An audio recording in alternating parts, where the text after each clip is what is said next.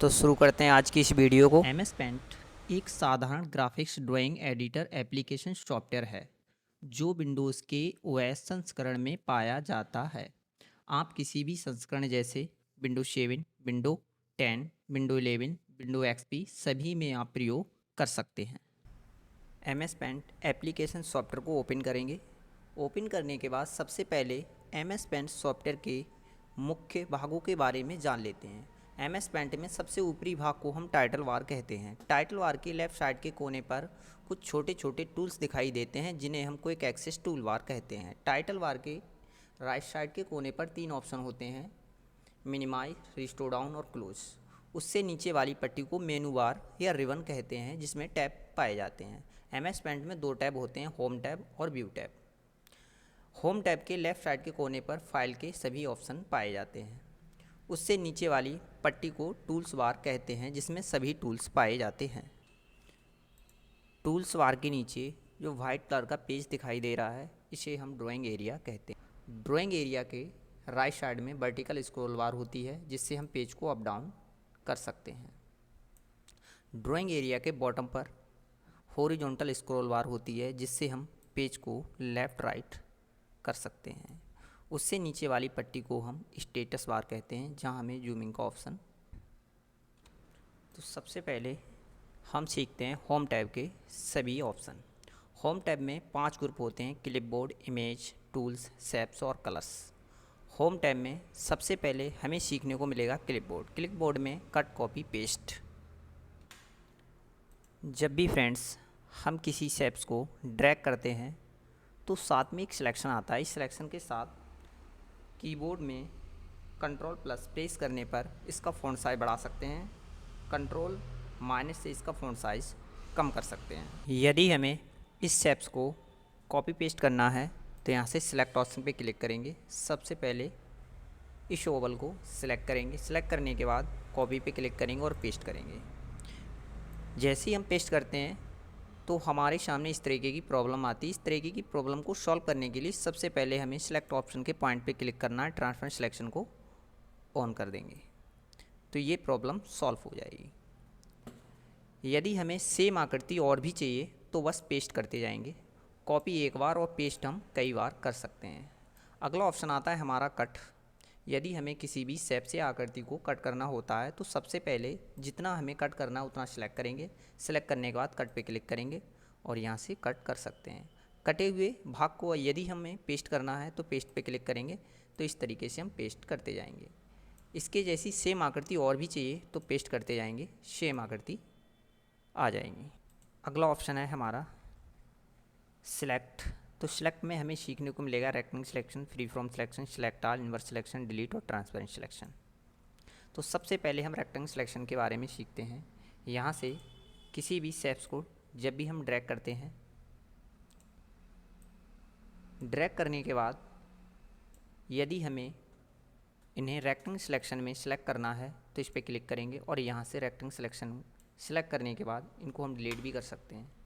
वापस लाने के लिए कंट्रोल Z प्रेस करेंगे। यदि हमें इनमें से किसी एक शेप्स को सिलेक्ट करना है तो फ्री फ्रॉम सिलेक्शन का यूज करेंगे। इसे हम पेंसिल की तरह यूज कर सकते हैं और इस तरीके से हम सिलेक्ट करके किसी एक शेप्स को डिलीट कर सकते हैं।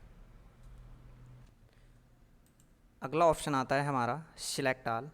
सिलेक्ट ऑल पे क्लिक करके कंप्लीट पेज को सिलेक्ट करके और इसे हम डिलीट कर सकते हैं। नेक्स्ट ऑप्शन है हमारा इन्वर्स सिलेक्शन। यदि हमारे पास कोई भी आकृति या शेप्स है उसको हम सिलेक्ट करके या अगर कहीं पर भी मूव कराना चाहते हैं तो इस तरीके से मूव करा सकते हैं।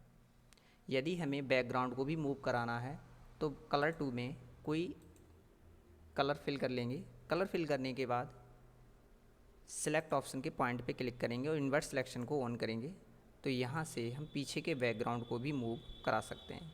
यदि हमें जो शेप्स हमने सेलेक्ट किया है उस सेलेक्ट को कहीं पर भी मूव कराना चाहते हैं तो सेलेक्ट के पॉइंट में जाकर इन्वर्स सिलेक्शन को ऑफ करेंगे और इस तरीके से जो हमने सेलेक्ट किया है शेप्स उसे हम मूव करा सकते हैं। है हमारा डिलीट। यदि हम किसी भी शेप्स या आकृति को डिलीट करना चाहते हैं तो सबसे पहले हम सेलेक्ट बॉक्स पे क्लिक करके सिलेक्ट करेंगे और सिलेक्ट ऑप्शन पे क्लिक करने के बाद यहाँ डिलीट ऑप्शन पे क्लिक करके डिलीट कर सकते हैं। नेक्स्ट ऑप्शन है हमारा ट्रांसपेरेंट सिलेक्शन। जब भी हम कोई आकृति को ड्रैग करते हैं, ड्रैग करने के बाद सिलेक्ट करते हैं, सिलेक्ट करने पर कॉपी और पेस्ट करते हैं तो हमारा जो शेप्स है वो इस तरीके से मिटने लगता है। इस तरीके की प्रॉब्लम को सॉल्व करने के लिए सिलेक्ट ऑप्शन पे क्लिक करके ट्रांसपेरेंट सिलेक्शन को ऑन कर देंगे। अब ये आकृति नहीं मिटेगी। ऑप्शन आता है हमारा क्रॉप।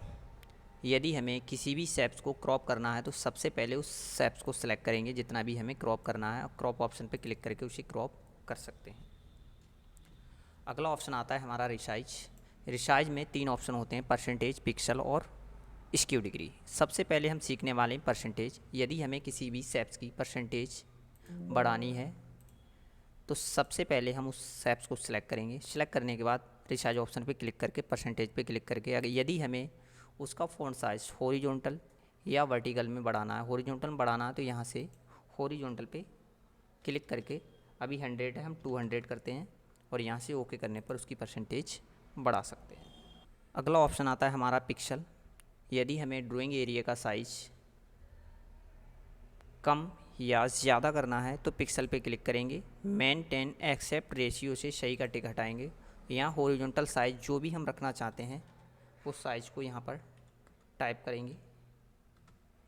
वर्टिकल में जो भी हम साइज़ रखना चाहते हैं यहाँ से 500 जो भी हम रखना चाहते हैं यहाँ पर फिल करेंगे और ओके बटन पर क्लिक करने पर हमारा जो ड्राइंग एरिया का साइज़ है वो कम हो जाएगा। यदि हम ड्राइंग एरिया का साइज़ बढ़ाना चाहते हैं तो साइज ऑप्शन पे जाएंगे, पिक्सल पे क्लिक करेंगे, सही का टिक हटाएंगे और यहाँ से हॉरिजॉन्टल साइज़ जो भी हम रखना चाहते हैं इस तरीके से रख सकते हैं।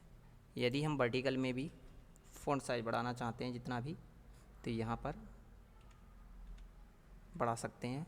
ओके करने पर ड्राइंग एरिया का जो साइज़ है वो बढ़ जाएगा। अगला ऑप्शन आता है हमारा स्क्यू डिग्री। यदि हम किसी भी शेप्स को स्क्यू डिग्री में रोटेट करना चाहते हैं तो यहाँ से उस शेप्स को सिलेक्ट करेंगे। सिलेक्ट करने के बाद रिसाइज ऑप्शन पे जाएंगे और यहाँ से स्क्यू डिग्री हॉरिजॉन्टल में हम 30 करना चाहते हैं तो 30 पे क्लिक करने के बाद ओके करेंगे और यहाँ से इस तरीके से हम रोटेट कर सकते हैं। हमारा रोटेट, यदि हम किसी भी आकृति को रोटेट करना चाहते हैं तो सबसे पहले उस आकृति को सिलेक्ट करेंगे। सिलेक्ट करने के बाद रोटेट ऑप्शन पे क्लिक करेंगे और यहाँ से rotate right 90 degree, rotate left 90 degree, rotate 180 degree, rotate flip vertical, rotate flip horizontal. अगला ऑप्शन आता है हमारा टूल्स।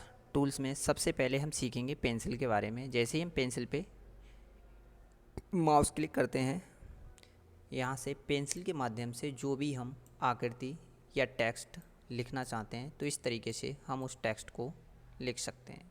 यदि हम इसका फ़ॉन्ट साइज बढ़ाना चाहते हैं तो यहाँ से फ़ॉन्ट साइज बढ़ाकर भी उस टेक्स्ट को लिख सकते हैं।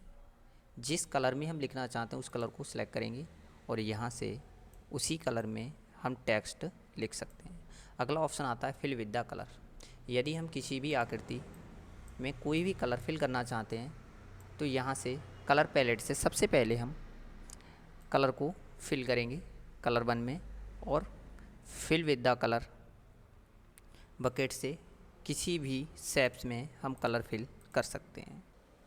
अगला ऑप्शन आता है हमारा टेक्स्ट। टेक्स्ट पे क्लिक करेंगे और यहाँ से बॉक्स को ड्रैग करेंगे। जो भी हम टेक्स्ट लिखना चाहते हैं तो यहाँ से टेक्स्ट लिख सकते हैं।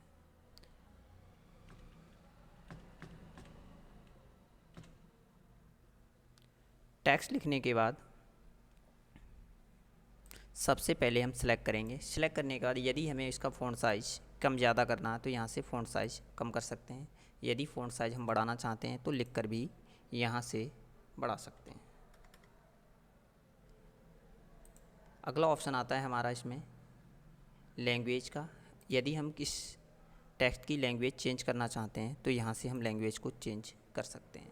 यदि हम टेक्स्ट को बोल्ड करना चाहते हैं बोल्ड करेंगे, इटैलिक करना चाहते हैं इटैलिक, अंडरलाइन भी दे सकते हैं। यदि हम इस टेक्स्ट का कलर चेंज करना चाहते हैं तो इस तरीके से कलर चेंज कर सकते हैं। यदि हमें टेक्स्ट को कहीं पर मूव कराना है तो इस तरीके से हम मूव करा सकते हैं। अगला ऑप्शन आता है हमारा इरेजर। इरेजर का यूज करके किसी भी टेक्स्ट या शेप्स को हम मिटा सकते हैं। यदि इरेजर का हमें फ़ॉन्ट साइज बढ़ाना है या कम करना है तो कीबोर्ड से कंट्रोल प्लस के साथ इसका फ़ॉन्ट साइज बढ़ा सकते हैं, कंट्रोल माइनस से फ़ॉन्ट साइज कम कर सकते हैं। और इरेजर के माध्यम से किसी भी टेक्स्ट या आकृति को हम इस तरीके से मिटा सकते हैं।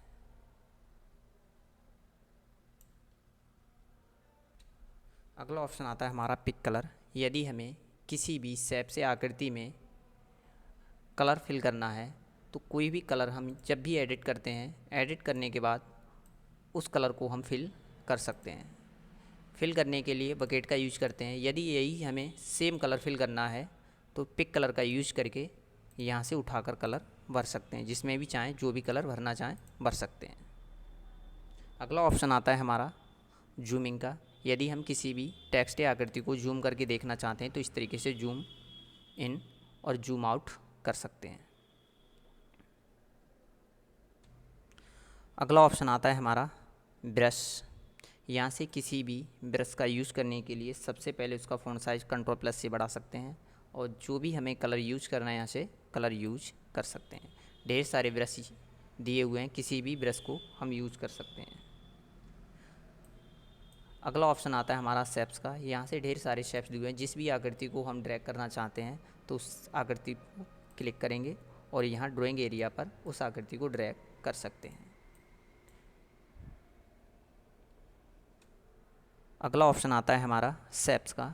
यहाँ से ढेर सारे शेप्स दिए हुए हैं, जिस भी आकृति को हमें ड्रैग करना होता है उस आकृति पर क्लिक करेंगे और इस तरीके से उस आकृति को ड्रैग कर सकते हैं।